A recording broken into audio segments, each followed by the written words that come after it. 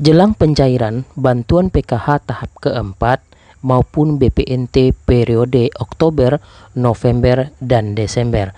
Nah, teman-teman, perlu diketahui berapa sih jumlah bantuan yang dapat diterima untuk anggota KPM PKH dan BPNT sisa pencairan akhir tahun 2022 ini.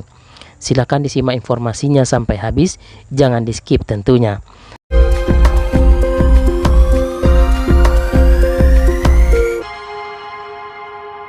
Assalamualaikum warahmatullahi wabarakatuh. Teman-teman sahabat sosial, salam sejahtera, salam sehat semuanya. Welcome di channel Dunsana Emril. Terima kasih yang selalu stay di channel ini. Kita akan selalu konsisten mengabarkan informasi perkembangan program bantuan pemerintah serta informasi penting dari pusat untuk kita share kembali di channel ini.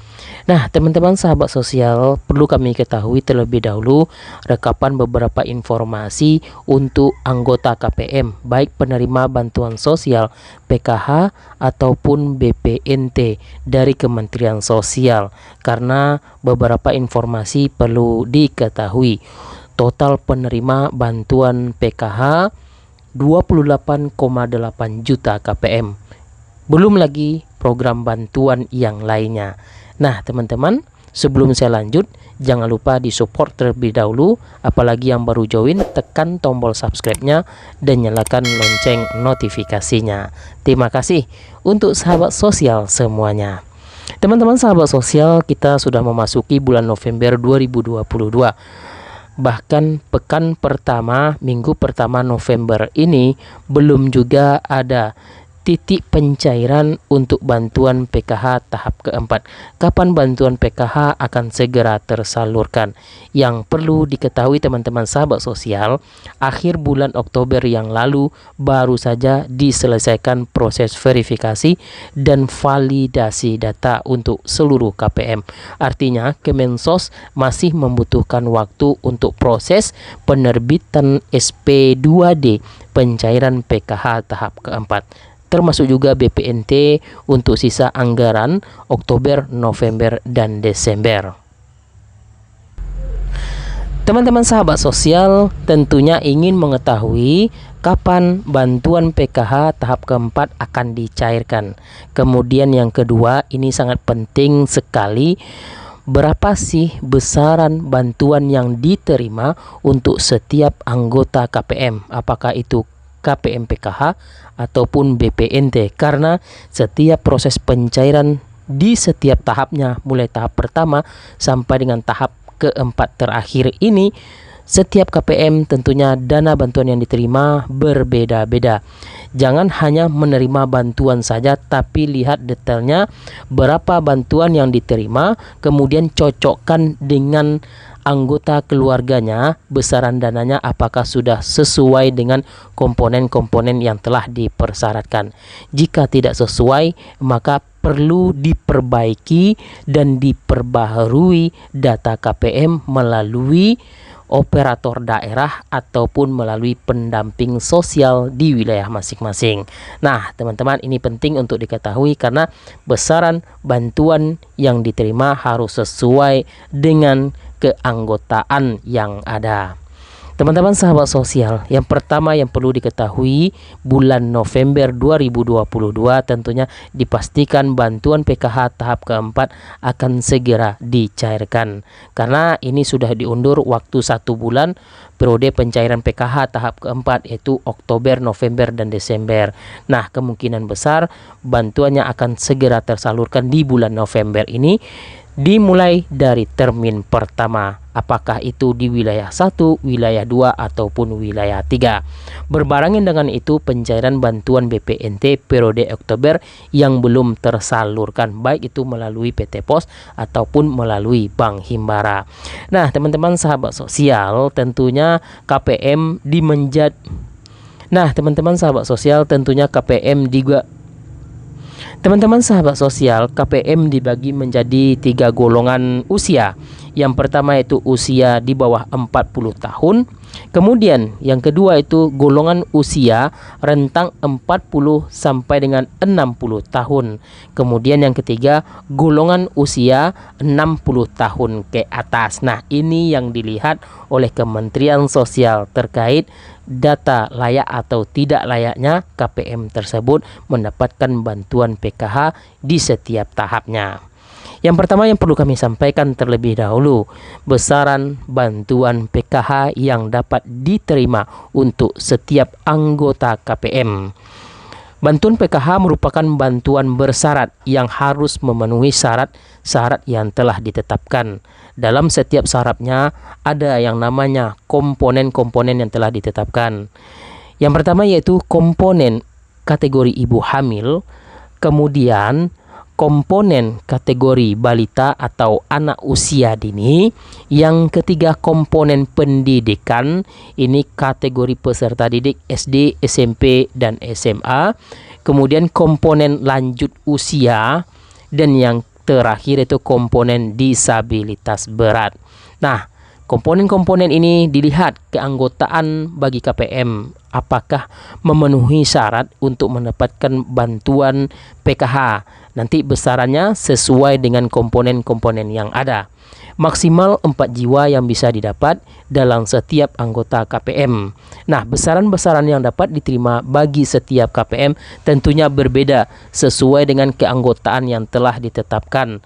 Jika memenuhi syarat semuanya, maka 4 jiwa bisa didapat. Maksimal bisa mendapatkan 2,6 juta rupiah di setiap pencairan bantuan PKH.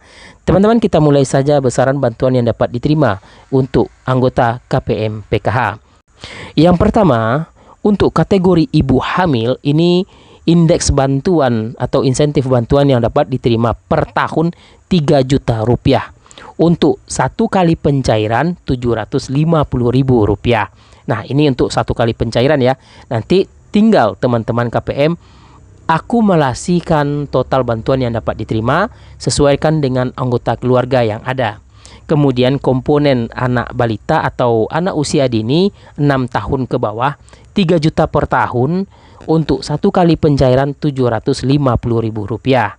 Komponen pendidikan pun berbeda. Untuk kategori SD 900 ribu rupiah per tahun, untuk satu kali pencairan 225 ribu rupiah. Kemudian SMP 1,5 juta rupiah, satu kali pencairan 375 ribu rupiah.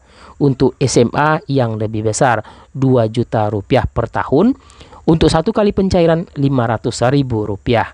Kemudian lanjut usia ini 2,4 juta rupiah untuk satu tahun, satu kali pencairan 600 ribu rupiah. Nah, teman-teman, disabilitas berat 2,4 juta rupiah untuk satu kali pencairan 600 ribu rupiah.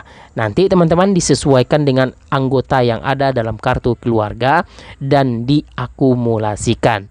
Jika memiliki 4 komponen dalam anggota keluarganya memenuhi syarat, kita ambil contoh saja.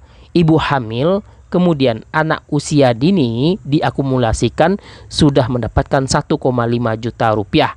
Satu kali pencairan ya. Kemudian kita ambil komponen pendidikan anak SMA, ini 500 ribu rupiah sudah mendapatkan 2 juta rupiah. Kemudian kalau kita ambil satu lagi lanjut usia, dalam anggota keluarganya ada memiliki neneknya ataupun kakeknya dengan umur lanjut usia, ini mendapatkan 600 ribu rupiah satu kali pencairan, jadi totalnya sudah mendapatkan 2,6 juta rupiah.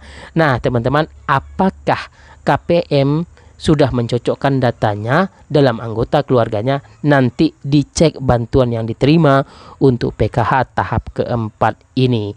Jika tidak cocok, misal ada komponen anak usia dini, nah tidak masuk dalam pencairan bantuan PKH saat ini atau tahap keempat nanti, maka langsung dilaporkan ke operator daerah ataupun langsung ke pendamping PKH. Nanti datanya akan diupdate lagi untuk pencairan bantuan PKH di tahun 2023 tentunya. Nah, teman-teman, masalah-masalah yang timbul ini kemungkinan datanya tidak sinkron atau data anomali antara kartu keluarga dengan data KTP di Dinas Dukcapil. Nah, teman-teman, ini perlu pencocokan data, maka perlulah dilakukan proses verifikasi validasi data KPM setiap bulannya terkait proses pencairan di tahap selanjutnya. Nah, teman-teman sahabat sosial, kapan bantuan PKH bisa disalurkan?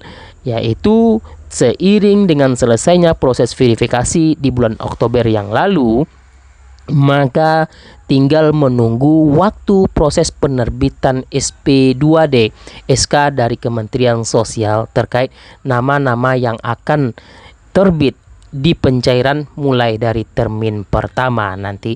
Jadi tetap koordinasi dengan pendamping sosial di wilayah masing-masing ataupun dengan seling koordinasi dengan anggota KPM yang lainnya. Itu penting, teman-teman. Ketika sudah ada anggota KPM yang mendapatkan info pencairan, hari itu juga maka akan tersebar informasinya ke anggota KPM yang lainnya. Karena saat ini apalagi digital sudah meluas, manfaatnya bisa diketahui melalui digital media sosial, itu pun juga bisa diketahui. Nah, teman-teman, nanti kita akan update lagi terkait informasi perkembangan bantuan PKH tahap selanjutnya untuk proses tahap keempat. Akan apa yang terjadi untuk perkembangan selanjutnya. Mohon tetap stay di channel ini. Jangan lupa disebarluaskan atau di-share informasi ini ke media sosial yang lainnya. Terima kasih, mudah-mudahan bermanfaat. Jangan lupa di-like tentunya. Wassalamualaikum warahmatullahi wabarakatuh.